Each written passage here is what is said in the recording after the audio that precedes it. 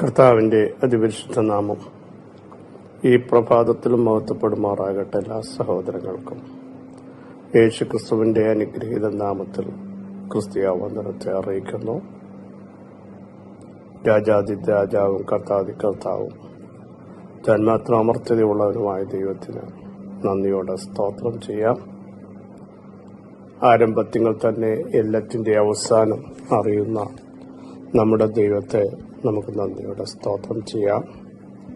പ്രിയ സഹോദരങ്ങളെ, ദൈവം നമ്മുടെ ജീവിതത്തിൽ ചെയ്ത ചെറുതും വലുതുമായ എല്ലാ ഉപകാരങ്ങളും ഓർത്ത് നന്ദിയോടെ നമുക്ക് സ്തോത്രം ചെയ്യാം. നമ്മൾ പറയും, ഒന്നും ലഭിച്ചില്ല, ജീവനോടെ ദൈവം നമ്മളെ കരുതിയില്ലേ, പരിപാലിച്ചില്ലേ, നടത്തിയില്ലേ, ചോദിക്കാത്ത എത്രയോ വിടുതലുകൾ നൽകിയില്ലേ, അതിനൊക്കെ നന്ദി പറഞ്ഞിട്ടുണ്ടോ?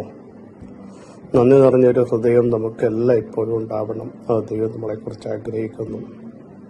10 കുഷ്ഠരോഗികൾ സൗഖ്യമായെങ്കിലും ഒരുവൻ മാത്രം മടങ്ങി വന്ന ദൈവം ഭാഗം മുട്ടുമടക്കി നന്ദി പറഞ്ഞതുപോലെ ഇന്ന് പകൽ കർത്താവിൻ്റെ മുമ്പാകെ നമ്മൾ ഒത്തിരി വിഷയങ്ങൾക്ക് പ്രാർത്ഥിക്കുന്നുണ്ടെന്നാൽ പിറുപിറുക്കുന്നില്ലേ, എന്നാൽ ചെയ്ത വിടുതലുകൾ ഓർത്ത് ഒന്ന് തിരിഞ്ഞു വന്ന്, കർത്താവെ, ഞങ്ങളെ ഇത്രത്തോളം കൊണ്ടുവന്നതങ്ങാണ്, നടത്തിയതങ്ങാണ്, നിർത്തിയതങ്ങാണ്. ഞങ്ങളുടെ കഴിവുകൊണ്ടോ ഞങ്ങളുടെ ശക്തി കൊണ്ടോ ഒന്നും അല്ല ഞങ്ങൾ വന്നത്, എല്ലാറ്റിനായി നന്ദി എന്ന് പറയാൻ ഇന്ന് നമുക്ക് തയ്യാറാവാം. നിലനിൽപ്പ് അപകടത്തിലായ ഘട്ടങ്ങളിലൊക്കെ ദൈവം നിങ്ങളെ പിടിച്ചു നിർത്തിയില്ലേ? എങ്ങനെ നിൽക്കുന്നത് കാണട്ടെ, ജീവിക്കുന്നത് കാണട്ടെ എന്ന് പലരും നമുക്കെതിരെ പറഞ്ഞപ്പോഴും കർത്താവ് നമ്മുടെ കരത്തി പിടിച്ചില്ലേ? ഭയപ്പെടേണ്ട, മുമ്പോട്ട് പോകാൻ അവിടുന്ന് പറഞ്ഞില്ലേ? ഞാൻ നിന്നോട് കൂടെ ഉണ്ട് എന്ന് പറഞ്ഞ ദൈവശബ്ദം നമ്മൾ ഓർക്കുന്നില്ലേ? ആ ദൈവം ഇന്ന് നമ്മുടെ കൂടെ ഉണ്ട് കേട്ടോ. അതുകൊണ്ട് എല്ലാ കാലത്തും ദൈവത്തിന് നന്ദി പറയണം, ദൈവത്തെ ആരാധിക്കണം. എല്ലായ്പ്പോഴും നന്നായിരിക്കാൻ ദൈവത്തിന്റെ കൽപ്പനകൾ എന്നും പ്രമാണിച്ചുകൊണ്ട് വിശ്വസ്തരായി ജീവിപ്പാൻ, വിശുദ്ധരായി ജീവിപ്പാൻ, ആത്മീയരായി ജീവിപ്പാൻ ദൈവം നമ്മയെല്ലാം ഇടയാക്കട്ടെ എന്ന് പ്രാർത്ഥിക്കുന്നു. പർവ്വതങ്ങളൊക്കെ മാറിയാലും മാറാത്ത ഒരുവനുണ്ട് കേട്ടോ. ആകാശവും ഭൂമി ഒഴിഞ്ഞു പോയാലും ദൈവത്തിന്റെ വചനങ്ങൾക്ക് ഒരു മാറ്റമില്ല. അതുകൊണ്ടാണ് ദൈവത്തിന്റെ വചനം ഇങ്ങനെ പറയുന്നത്, ലോകം അതിന്റെ മോഹവും ഒഴിഞ്ഞു പോകും, ദൈവത്തിന്റെ ഇഷ്ടം ചെയ്യുന്നവനോ എന്നേക്കും നിലനിൽക്കുന്നു. പ്രിയരെ, നിലനിൽക്കണമെങ്കിൽ ദൈവത്തിന്റെ കൽപ്പനകൾ പ്രമാണിച്ച് വിശ്വസ്തരായി, വിശുദ്ധരായി, ആത്മീകരായി, വിശുദ്ധാത്മശക്തിയാൽ ജീവിക്കുന്ന ഒരു വ്യക്തിക്ക് മാത്രമേ അവിടുത്തെ സന്നിധിയിൽ നിലനിൽക്കുവാൻ സാധ്യമാകുകയുള്ളൂ. കർത്താവ് നമ്മുടെ കൂടില്ലെങ്കിൽ നമുക്ക് നിൽക്കാൻ പറ്റില്ല. അതുകൊണ്ടാണ് തിരുവെഴുത്ത് പറഞ്ഞത്, എന്നെ പിരിഞ്ഞ് നിങ്ങൾക്ക് ഒന്നും ചെയ്യാൻ പറ്റില്ല.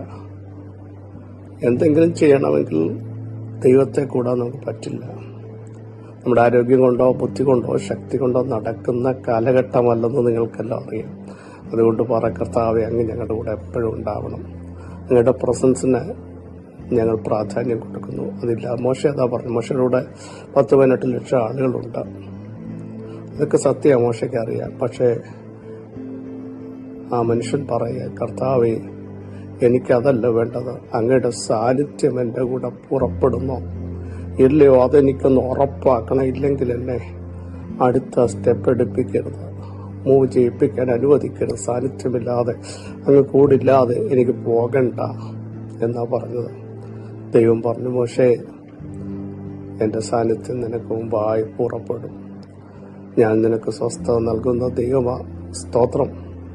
മോശ കൂടെയുള്ള ആളുകളെ നോക്കിയില്ല, അവര് കൂടെ ഉണ്ടെങ്കിൽ കുഴപ്പമില്ല, അത്ര ആളുണ്ട്, ബലമുണ്ട്, അതല്ല ചിന്തിച്ചത്. ദാവീദ് പറയുന്നു, അങ്ങയുടെ മനോഹരത്വം എനിക്കൊന്ന് കാണണം. സൈന്യമുണ്ട്, ശക്തിയുണ്ട്, ഖജനാവുണ്ട്, പക്ഷെ അതല്ല.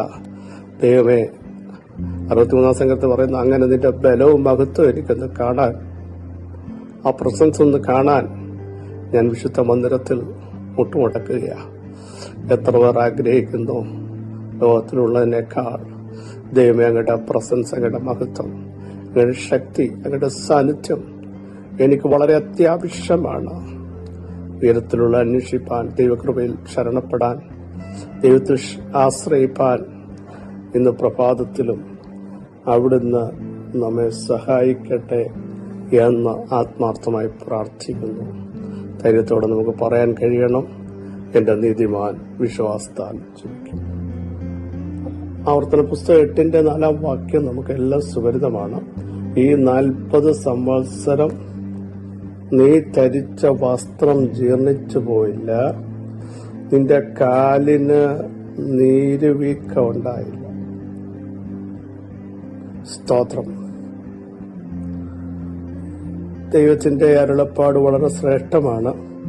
നിങ്ങൾ ജീവിച്ചിരിക്കുകയും വർത്തിക്കുകയും യഹോവ നിങ്ങളുടെ പിതാക്കന്മാരോട് സത്യം ചെയ്ത് ദേശം ചെന്ന് കൈവശമാക്കുകയും ചെയ്യേണ്ടതിന് ഞാൻ നിങ്ങളോട് കൽപ്പിക്കുന്ന സകല കൽപ്പനകളും പ്രമാണിക്കണമെന്ന് പറഞ്ഞിട്ടാണ് ഇത് തുടങ്ങുന്നത് തന്നെ. എന്നിട്ട് ദൈവം നിന്നെ താഴ്ത്തിയത്, നിനക്ക് വിശപ്പുണ്ടാക്കിയത് മനുഷ്യന് അപ്പം കൊണ്ട് മാത്രമല്ല, യഹോവയുടെ വായിൽ നിന്ന് പുറപ്പെടുന്ന സകല വചനം കൊണ്ടും ജീവിക്കുന്നു എന്ന് നിന്നെ ഗ്രഹിപ്പിക്കേണ്ടതിന് നീ നിന്റെ പിതാക്കന്മാരും അറിഞ്ഞിട്ടില്ലാത്ത മന്ന കൊണ്ട് നിന്നെ പോഷിപ്പിച്ചു. കേട്ടോ, ഈ മനുഷ്യ അപ്പം കൊണ്ട് മാത്രമല്ല, ദൈവത്തിന്റെ വചനത്താൽ ജീവിക്കുമെന്നും വചനത്താൽ ശക്തരാകുമെന്നും വചനം നമ്മെ ആത്മാവിൽ ബലപ്പെടുത്തുമെന്നും അകത്തെയുള്ള മനുഷ്യൻ നാൾക്കുനാൾ പുതുക്കം പ്രാപിക്കണമെങ്കിൽ വചനത്തിന്റെ ശക്തി നമ്മുടെ അകത്ത് വ്യാപരിക്കണമെന്നും ഒക്കെ പരിശുദ്ധാത്മാവ് ഇന്നും പകലും നമ്മളോട് അറിയിപ്പ് ആഹ്വാനം ചെയ്യും. നമുക്കറിയാം, യേശു 40 ദിവസം മരുഭൂമിയിലായിരുന്നു, സത്താനാൽ പരീക്ഷിക്കപ്പെട്ടു.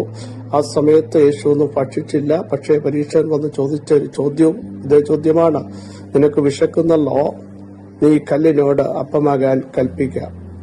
യേശു പറഞ്ഞു, മനുഷ്യൻ അപ്പം കൊണ്ട് മാത്രമല്ല ദൈവത്തിന്റെ വായിൽ നിന്ന് വരുന്ന സകല വചനങ്ങളുണ്ട്. കാരണം ക്ഷീണമുണ്ട്, വിശപ്പുണ്ട്, പക്ഷേ അതിലുപരി വചനത്തിന്റെ ശക്തിയാൽ ജീവിക്കാൻ, ഇതിനെ ജയിക്കാൻ, ബലഹീനതയെ ഓവർകം ചെയ്യാൻ കഴിയുന്ന വചനത്തിന്റെ സ്വാധീനം ഇന്ന് പകൽ ജനത്തിന്റെ മേൽ വ്യാപരിക്കണം. നമ്മുടെ കുറിവാക്യം ശ്രദ്ധിക്കുക. എന്നിട്ട് പറയുന്നത്, ഈ 40 വർഷം നീ ധരിച്ച വസ്ത്രം ജീർണിച്ചു പോയില്ല.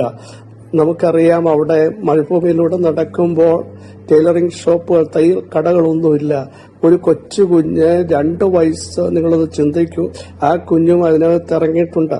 ആ കുഞ്ഞ് ഇറങ്ങിയെങ്കിൽ കഴിഞ്ഞ 40 വർഷം ആ കുഞ്ഞ് നടന്നപ്പോ 40 വർഷം കഴിഞ്ഞപ്പോൾ 42 വയസ്സായെന്നിരിക്കട്ടെ, 42 വയസ്സായ ആ കുഞ്ഞിന്റെ വസ്ത്രം ജീർണിച്ചില്ല എന്ന് പറഞ്ഞാൽ അതിന്റെ അർത്ഥം ഈ കുഞ്ഞിന്റെ കൈകൾ വളരുന്നു, കാലുകൾ വളരുന്നു, അതോടുകൂടെ തന്നെ ആ വസ്ത്രവും ദൈവം വളർത്തിക്കൊണ്ടിരുന്നു. Praise the Lord.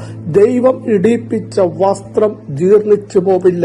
മരുഭൂമി വന്നാലും കാറ്റു വന്നാലും പ്രതികൂലം വന്നാലും ദൈവം നിന്നെ ഇടിപ്പിക്കുന്ന കൃപയുടെ വസ്ത്രം, അഭിഷേകത്തിന്റെ പുതപ്പ് നശിച്ചു പോകില്ല, ജീർണിച്ചു പോകില്ല. അത് നിന്നെ ബലത്തോടെ നിർത്തും. Praise the Lord. ഹല്ലേലൂയ. ആത്മീയ മർമ്മമാണ് നിങ്ങളോട് പറഞ്ഞത്. ദൈവം തരുന്നത് പോകില്ല. അവർ മൂവ് ചെയ്യും തോറും മരുഭൂമിയിൽ കാറ്റുണ്ട്, പൊടിയുണ്ട്, സാഹചര്യങ്ങൾ എതിരാണ്, പക്ഷെ അവരുടെ വസ്ത്രം ജീർണിച്ചില്ല. കാലിലെ ചെരുപ്പും നിങ്ങൾ അതുപോലെ നോക്കൂ, അത് ചെറുതായി അവരുടെ കാല് വളർന്നു, അല്ലേ? കൊച്ചുകുഞ്ഞ് ഇറങ്ങിയപ്പോ ആ കുഞ്ഞുങ്ങളുടെയൊക്കെ കാലുകൾ വളർന്നു. വളരുമ്പോ ചെരുപ്പ് ചെറുതാണെങ്കിൽ കാല് വെളിയിൽ വരും, കാലിന് നീർവീക്കമുണ്ടാകും. പക്ഷേ ഇവര് വളരുമ്പോൾ, ഇവരുടെ കാലുകൾ വളരുമ്പോൾ, പരിശുദ്ധാത്മാവ് പറയുന്നു, ആ ചെരുപ്പും വളർന്നുകൊണ്ടിരുന്നു, അതും ജീർണിച്ചു പോയില്ല. കാരണം ദൈവം നിങ്ങൾക്ക് തരുന്നത് അത് പെർഫെക്റ്റ് ആണ്, അത് തേഞ്ഞു പോകുന്നതല്ല. പത്രോസിന്റെ വലയിൽ പെരുത്ത മീൻകൂട്ടം കയറി, വല കീറുമാറും. പക്ഷേ കർത്താവ് കൊടുത്തെങ്കിൽ, കർത്താവിന്റെ കമാൻഡിന് വലയിറക്കിയവന്റെ വല കീറി ഒന്നും പുറത്തു പോയില്ല. എങ്കിൽ ഇന്ന് പകൽ പരിശുദ്ധാത്മാവിന് പറയാനുള്ളത്, കൃപയുടെ ആഴങ്ങളിൽ പരിശുദ്ധാത്മ ശക്തിയിൽ ജീവിക്കാൻ എന്റെ ജനം തയ്യാറാകുമെങ്കിൽ അഭിഷേകത്തിന്റെ പുതപ്പ് നിങ്ങളുടെ മേലും ജനറേഷന്റെ മേലും വ്യാപരിച്ചാൽ, പ്രതികൂലം വന്നാൽ, കാറ്റ് വന്നാൽ, കടല് വന്നാൽ, തിരകൾ വന്നാൽ തകർന്നു പോകുന്ന ഒരു അനോയിന്റിംഗ് അല്ല നിങ്ങളുടെ മേലുള്ളത്. അതിനെയൊക്കെ കവർ ചെയ്ത് മുമ്പോട്ട് പോകാൻ അപ്പോൾ തന്നെ നിങ്ങളെ ദൈവം വളർത്തും കേട്ടോ. ഓരോ ശക്തികൾ, പ്രതികൂലങ്ങൾ വരുമ്പോൾ അതിനെ ജയിക്കാൻ ദൈവം നിങ്ങളെ ആത്മാവിൽ വളർത്തും. ഇവർ വളർന്നുകൊണ്ടിരുന്നു. ഒരു കുഞ്ഞ് വളർന്നു വരുമ്പോൾ ഞാൻ നേരത്തെ സൂചിപ്പിച്ചതുപോലെ അവന്റെ ശരീരം വളരുമ്പോൾ, കാല് വളരുമ്പോൾ, ചെരുപ്പ് വളർന്നതുപോലെ നമ്മളെ ദൈവാത്മാവ് വളർത്തിക്കൊണ്ടേയിരിക്കും. സകലത്തെയും ജയിക്കാൻ, സകലത്തെയും നേരിടാൻ കരുത്തും കൃപയും ദൈവ സാന്നിധ്യം കൊണ്ട് ഇന്ന് പകൽ ദൈവം നമ്മെ നിറയ്ക്കുകയാണ്. തിരിഞ്ഞു നിന്നിട്ട് നന്ദി പറയാമോ? ദൈവമേ, ഞങ്ങളുടെ മരുഭൂമി യാത്രയിൽ, ഞങ്ങളുടെ പ്രതികൂലങ്ങളിൽ, ഞങ്ങളുടെ കഷ്ടങ്ങളിൽ, ഞങ്ങളുടെ വേദനയിൽ ഞങ്ങളുടെ ഒന്നും നഷ്ടപ്പെട്ടില്ല. പ്രശ്നമുണ്ടായിരുന്നു, പക്ഷേ ദൈവത്തിന്റെ അളവറ്റ കൃപ ഞങ്ങളോട് കൂടെ ഉണ്ടായിരുന്നു. ഞങ്ങൾ ചിന്തിക്കാത്ത തലത്തിൽ ദൈവം ഞങ്ങളെ വളർത്തി. അവർ വസ്ത്രം ജീർണിച്ചില്ല, അത് കീറിപ്പോയില്ല, അതിന് സുഷിരങ്ങൾ വന്നില്ല.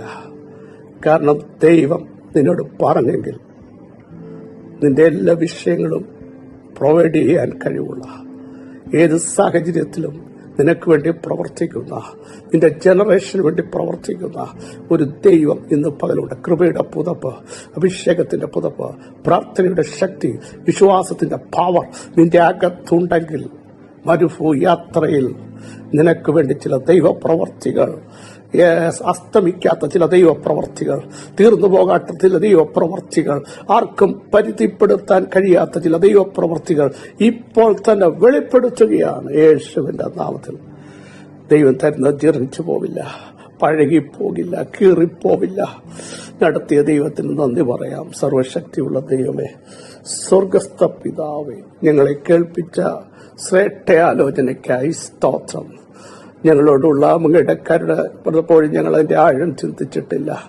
കർത്താവ്, ഞങ്ങൾ നടക്കുമ്പോൾ ചിന്തിച്ചു, 6 മാസം പോലും നടക്കാൻ പറ്റില്ലല്ലോ, പിന്നെന്ത് ചെയ്യുമെന്നൊക്കെ ചിന്തിച്ചപ്പോൾ കഴിഞ്ഞ 40 വർഷം ജനത്തെ നടത്തിയ ദൈവം അവരുടെ കാലിന് നീര് വരാതെ വണ്ണം, അവരുടെ വസ്ത്രം പഴകാതെ വണ്ണം, അവർ വളർന്നപ്പോഴും വസ്ത്രം വളർന്നതുപോലെ ദൈവത്തിന്റെ സാന്നിധ്യം ഇറങ്ങി വരുന്നതിന് സ്തോത്രം. ഞങ്ങൾ ചിന്തിക്കുന്നതിനേക്കാൾ ഞങ്ങൾക്ക് വേണ്ടി ചിന്തിക്കുന്ന, ഞങ്ങൾക്ക് വേണ്ടി പ്രവർത്തിക്കുന്ന, ഞങ്ങൾക്ക് വേണ്ടി ഇറങ്ങി വരുന്ന, ഞങ്ങളെ ടച്ച് ചെയ്യുന്ന, ഞങ്ങളെ ശക്തീകരിക്കുന്ന, ഞങ്ങളുടെ ബലം നഷ്ടപ്പെടുമ്പോൾ കരുത്തിൽ പിടിക്കുന്ന കരുത്തനായ ദൈവത്തിന് നന്ദി പറഞ്ഞ് ഞങ്ങൾ ആരാധിക്കുന്നു. ഈ പകൽ ദൈവ സാന്നിധ്യം കൊണ്ട് ഞങ്ങളെ നിറയ്ക്കണം. ഇവിടെ ആത്മാവ് ഞങ്ങളെ ടച്ച് ചെയ്യും. സകല മഹത്വം അങ്ങേക്ക് യേശുവിൻ നാമം തന്നെ. ആമേൻ, ആമേൻ. പ്രിയരെ, ദൈവത്തിന്റെ കരുതലുകൾ എത്ര ശ്രേഷ്ഠമാണ്. അവിടുത്തെ കൃപയുടെ ആഴങ്ങൾ ഇന്ന് പകൽ നന്ദിയോടെ ഓർത്ത് സ്തോത്രം ചെയ്യാം. ഈ വചനങ്ങൾ അവരുടെ സഹായിക്കട്ടെ. ക്രിസ്തയേശുവിൽ നിങ്ങളുടെ സഹോദരൻ പ്രസംഗിച്ചു.